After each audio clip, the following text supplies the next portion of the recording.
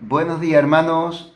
Hoy 14 de abril la Iglesia celebra la memoria de los santos mártires Tiburcio, Valeriano y Máximo, enterrados en la Vía Apia.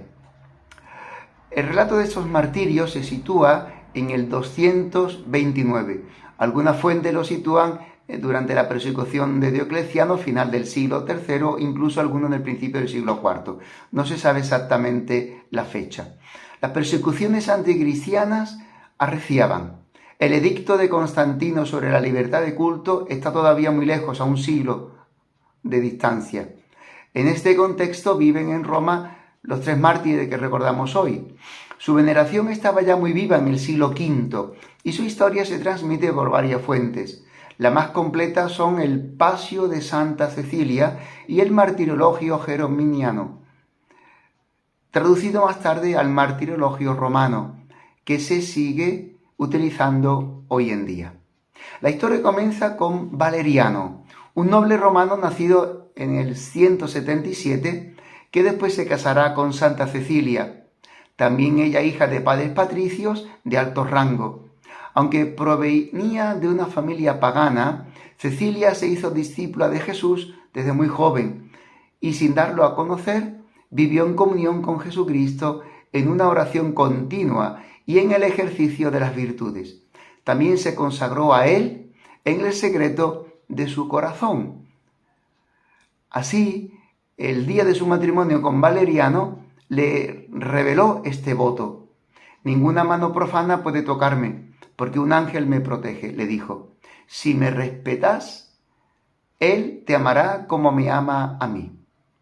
Valeriano entonces, un hombre bueno y lleno también de la gracia de Dios, aceptó este tipo de matrimonio. Ya el Señor lo había ido transformando interiormente y aceptó a su esposa en un matrimonio casto. En ese momento un ángel sonriente se le aparece, llevando dos coronas, una de lirios para él y una de rosas para su esposa Santa Cecilia. Valeriano fue bautizado por el Papa Urbano I, se convirtió en un celoso cristiano y con su fe y palabras inspiradas también logró convertir a su hermano Tiburcio. Los dos, junto con Cecilia, y eludiendo las prohibiciones del imperio, salían todas las noches a enterrar a los cristianos mártires y a llevar comida y consuelo a los fieles que estaban en oculto, vivían oculto, porque el peligro de la muerte arreciaba y caía sobre cada uno de ellos. Una noche, sin embargo, los dos hermanos fueron descubiertos, encarcelados y sentenciados a muerte por el prefecto Amalquio, quien fue particularmente feroz contra los cristianos. Él era el prefecto de Roma.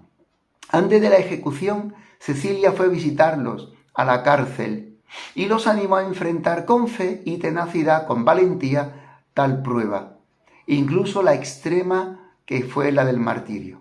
Al día siguiente, Máximo, el carcelero que los había detenido, los llevó a un templo y los obligó a hacer sacrificios paganos tal como mandaba la ley romana a los dioses paganos. Pero cuando se negaron a obedecer la ley, los mató. En este punto, sin embargo, Máximo vio los cielos abiertos y los ángeles bajaron para tomar las almas de estos dos cristianos. El oficial sintió interiormente una gran conmoción y una llamada del Señor a la conversión, a la fe y al cristianismo, y se convirtió. Pero unos días después, su destino sería el mismo, el martirio. En la Roma pagana y fuertemente anticristiana, el entierro de los condenados a muerte, sobre todo si era por motivos religiosos, era muy peligroso. Se corría el riesgo de ser considerado cómplice y traidor al imperio, y por tanto ser condenado a su vez a la pena capital. Pero Cecilia cada noche desafiaba tal peligro. Lo hace incluso después de la ejecución de su marido y de su cuñado, que lleva a un lugar llamado Pagus, a unos 4 millas de distancia de Roma. Hará lo mismo con Máximo, quien será enterrado por separado en el cementerio llamado Pretextato en la Vía Apia. Después el Papa Pascual I trasladó la reliquia de los tres mártires a la basílica dedicada a Santa Cecilia en el Trastevere. Nos confiamos hoy a su intercesión, a la intercesión de estos santos mártires. Santos Tiburcio, Valeriano y Máximo, rogad por nosotros. ¡Feliz día, hermanos!